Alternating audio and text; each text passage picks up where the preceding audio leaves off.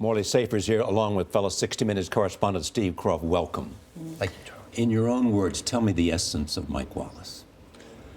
Irreverent, irascible, competitive beyond belief, and at the same time, I know this is going to surprise people, unsure of himself. Unsure of himself. This confident, tough. Mike always felt that he had not paid his dues as a journalist. And I think it's one of the things that made him such a tough guy, out to prove himself on every story, every day. And he was relentless in that. And he's confessed it to a lot of people, including me, that uncertainty, or that even perhaps shame of having done commercials and silly stuff haunted him. Essence. The performer, I think. Yeah. A great journalist. He became a great journalist, as good as anyone. But he had this ability to make people want to watch him and listen to him. And he was really, I think, the first great television news performer. And he came from a long background. He started in that period of time when there was a very fuzzy line between news and journalism. But he demanded to be watched. And, it was also this combination that he had of guile and gall. He was not afraid to ask the outrageous question, and it was what made him great. And you never knew what was coming next when you watched a Mike Wallace. Well, to me, that was part of the fun of it. I never had the honor of meeting him, as all of you did. And I got a kick out of watching all three of you. When the tape was playing, it would bring back laughter. You'd see moments of Mike Wallace. But I'm so surprised, Morley, when you said he was unsure of himself, because he seemed to thrive on those. He said there's no such thing as an indiscreet question. Out to prove himself on every story, every day. The other thing that should be said, I absolutely agree with what Steve said, is that he could charm people. Yeah. He could charm people into that chair. Yeah. And he loved villains. Well, picking up on what Steve said, too, he could make the question as interesting as the answer. More interesting, generally. I mean, nobody remembers what the Ayatollah Khomeini answered to Mike's question. But, sometimes, quite honestly, you have to ask the right question. You have to ask questions, even if you get a lousy answer. Even though you know you're not going to get an answer. Right, and sometimes you have to run the answer. Something else, 60 Minutes would not still be on the air, but for Mike. I think people started to tune in to us in big numbers back in the late 70s, early 80s, to see what Mike Wallace was going to be up to next. There's no question in my mind that he is really along with, of course, with Don Hewitt, the real founder. Don used to say, people want to know what adventure Mike's going to go on next. He'd send my reporters out in search of stories. Go tell a story, he said, was a success of 60 Minutes. There is also this. He loved the interesting people, even though it was not a politician.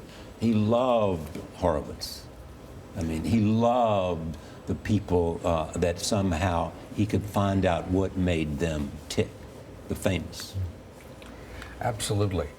And he hung with a pretty lofty crowd in New York, so he knew. It's a nice way to put it, Steve. He knew everyone, and he'd known them for 40 years. I mean, this is somebody. I mean, think about it. How many people have been parodied on the Sid Caesar Show and The Simpsons? I mean, that says a lot. That says you had been around and been noteworthy for 60 years. And at dinner, he would do the same thing at dinner parties. He was did brilliant on television. Yeah. Absolutely. What do you mean, Charlie? What do you mean? He'd ask questions, and he would see one person and put him against the other person. Can you believe that? It was like you on the set of a television show at a regular dinner party. There was also the famous "Forgive me" too. Forgive me, sir. Yes. Where you knew something really tough was coming if he started to forgive me. Yeah. Not my word. President Sadat says you're a lunatic. Forgive me. The competition between you guys, did it ever create friction between you? Are you kidding? That's what we call a leading question. I don't know how much friction there would have been if Mike hadn't have been there. But it was kind of like Mike was so geared up and so competitive that you had to, if you wanted anything left on the plate, you had to be tough. Yeah, He described himself once, sorry, Charlie, as being prickly when it came to competing against his colleagues for a story. No. Not prickly? Too kind. That's Sounds too like kind. a choir boy, which Mike was never. Yeah. We were neighbors for 38 years. Meaning his office was next to your office. Next door, and Steve is now in that Right. office. And there were a couple of years in there which we didn't talk to each other. You we and Mike did not communicated speak. through other people. Now, why was that? Well, Mike, how do I put it? Wow. Yes, how do you put this? Mike would steal stories. Steve, would he steal stories? Oh, absolutely. And I always thought that the worst thing than losing a story to Mike was actually getting a story from Mike on the rare occasion that it happened, because the retribution would last for 6 months. Wow. There are also these interesting, the difficult times he had after the Westmoreland, and coming back and finding himself again after those difficult times. Well, he went through a few difficult times, as you know.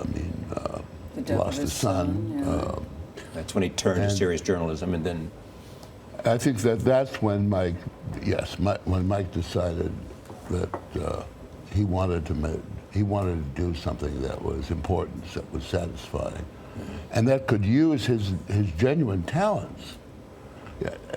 As a journalist, despite his doubts about himself, everybody else knew he was terrific. Mm-hmm. And he was never fully certain that he was. And I think that's what accounted for this unbelievable competitiveness, that he was going to go out and prove, I'm as good as anybody in this racket. And I used to tell him, Mike, you're better than everybody in this racket. You know what's so interesting to me, because when we think of 60 Minutes, we think hit show, but from the beginning, Morley, it was just you and Mike, and for a long time, the show did not do well. Well, it was Harry and Mike. Don Hewitt used to say we need a white hat and a black hat. Yeah. Harry was the white hat, Mike was the black hat, I was the white hat. White hat. Yeah. All right, stay with us. I want to introduce Bob Schieffer. Next Sunday, 60 Minutes will broadcast a special tribute to Mike, but we have Bob Schieffer coming up now. Bob, can you hear us? I can. Remember our colleague Mike Wallace for us as we sit here with Morley and Steve and Gail? Well, it's been fun for me just listening to Morley talk about Mike way back there, and Steve. Those of us in hard news, what people don't understand about a big organization like ours, they're little separate fiefdoms. And, all the folks at 60 Minutes, they're all over here. And those of us who were covering the daily news, we were over in another place. And we didn't come together all that much. Listening to them, I think it might have been easier to be a friend of Mike Wallace if you weren't competing with him every day for those stories. But he was such a wonderful person, and he was such a great newsman. And I was very interested in what Morley said about he was never sure of himself. But aren't all the great ones that way? Yeah. I played a lot of sports in my life growing up, and I never knew anybody in sports who took it for granted. The guy who hit the home runs was the one who always said, if I don't hit a home run this time, they're not going to think I'm very good. and that's exactly the way Mike Wallace was. But the thing that I will always remember, 1976, Ronald Reagan was challenging Gerald Ford for the Republican nomination. We all got to Kansas City. We didn't know if Ford was going to get it. And I was on some kind of a panel with Mike before that, and I was giving him a ride back to the hotel. And he said to me, and he was always a needler. You'd see Mike, and sometimes he'd say, have you put on a couple of pounds? Or something like that. But we're in the car with him, and he came back and he said, Bob, you really know this story.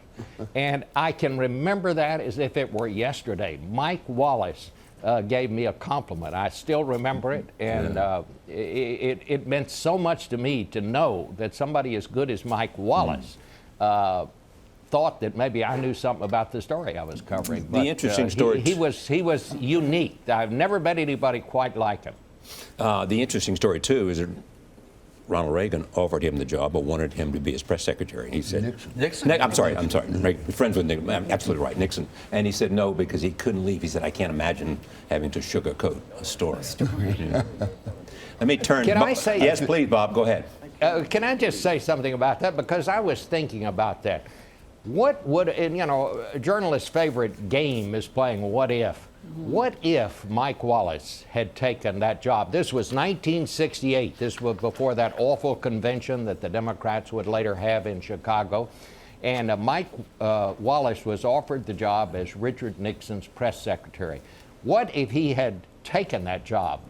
Would Nixon have gone on to would have been impeached be the same kind of guy he was? I mean, would Mike Wallace have been someone who knew so much about journalism that he said, don't do these things? I just wonder, what if?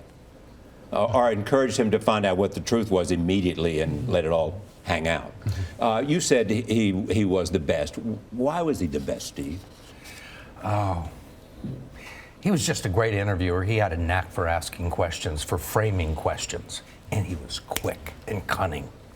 And he really knew how to get in under somebody's skin. And I think in the interviews, he always tried to do that. I think, take a look at the Khomeini interview. I think that his modus operandi was to ask a few questions that put people completely off balance. And then once he had them off balance, to really try and get inside their head. No, part of the beauty really was, Steve, though, watching him ask the question to see how he was going to phrase it. There's been some doozies that I'll never forget. I think the essence of what made him a great reporter, even though he didn't believe it, I've got to go in 20 was seconds.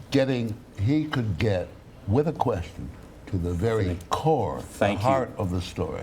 Thank you. Thank you. Thank you, Bob. Bob Schieffer, Morley Thank Safer, you. and Steve Kroft. Thanks. Next Sunday, 60 Minutes broadcast, a very special tribute to Mike Wallace.